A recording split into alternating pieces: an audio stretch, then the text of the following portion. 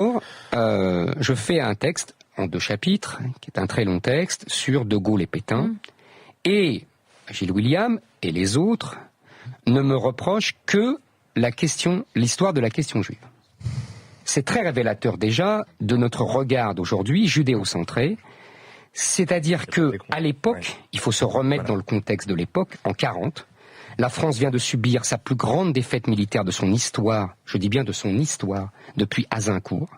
C'est une défaite inouïe. On pense que la France va se désagréger. La France est en perte démographique inouïe. Les Allemands les submergent. Les élites françaises pensent que le pays va être coupé en morceaux. Tous les Français ont des prisonniers de guerre. On manque de ravitaillement. On a les Allemands qui défilent sur les Champs-Élysées. Ça, c'est la France de 40. Donc le sort des Juifs, je vais être cruel et volontairement, mais tout le monde s'en tape. En 40, tout le monde s'en tape, Gilles William.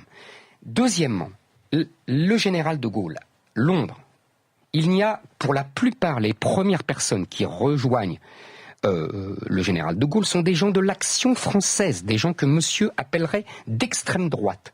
Il y a peut-être 3 juifs de gauche qui sont avec eux et d'ailleurs qui se font sévèrement rabrouer parce que les gens qui sont avec De Gaulle pensent exactement, voire pire, que les gens qui sont avec Pétain sur le fait que c'est à cause des Juifs, parce qu'il y a une vieille histoire. Ce n'est pas seulement là où tu as raison, l'immigration juive, polonaise et allemande qui est très importante et qui a énervé beaucoup de gens, par exemple les médecins parce qu'ils les concurrençaient, ou alors les gens... Les premières lois sont avant Pétain. 38-39, voilà, exactement. Parce qu'il y a des pressions, voilà, merci.